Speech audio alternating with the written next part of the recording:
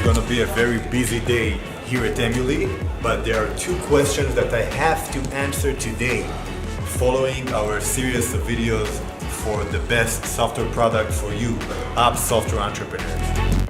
The two questions are very important because they are very relevant to where we are now. I'm walking you through the funnel of becoming great software entrepreneurs. So the questions are, one, what is the MVP? Can you elaborate on that? And the second question is the budget. Okay, so what's the budget?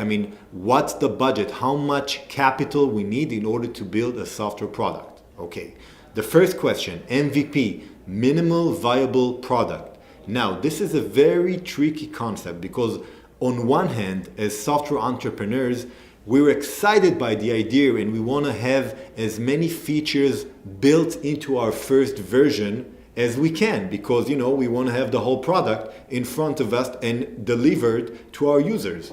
On the other hand, you need to understand that building software is not easy. Okay? The more functionality you add, the more time it will take to develop the product. If you add more platforms, for example, iOS and Android, it will take even more. If you add integrations, it will take even more. Developing software is hard, it takes time.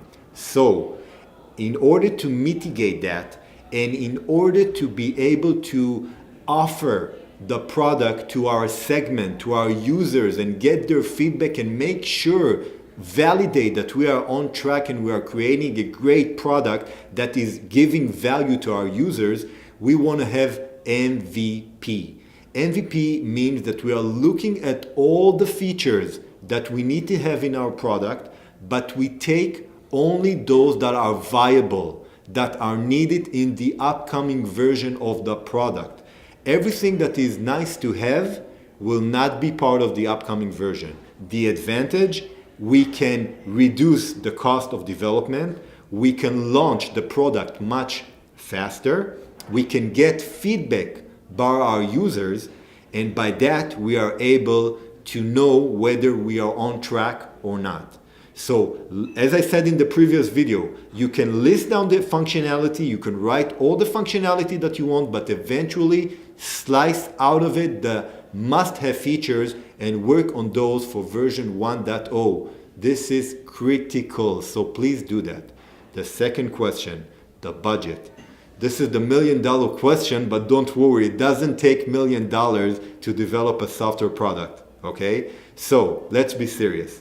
There are 3 layers of budgets that you need to work on.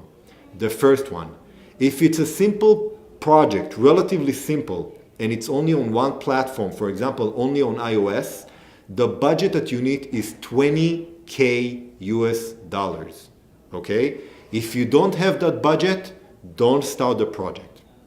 The second layer, if you want to launch on more than one platform, for example, iOS and Android, and the project is, quite complex, it's more than a simple project. Okay? And if you're not sure what simple project means, you are welcome to email me and I will explain.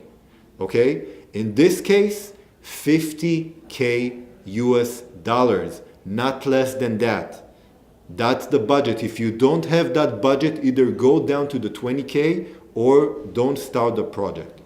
If it's more complex, you need to have 3 platforms, for example, web, Android, and iOS, and you need to have great graphics that is premium level, and you need to have a lot of functionality, aim for the $100,000 US. This is the third layer. And I'm not talking about gaming. Gaming is a price on its own, a price tag on its own. So 20, 50, 100. I know that some of you will come back to me and say, but hey, Evie, we can find developers that will do the work for $8 US an hour.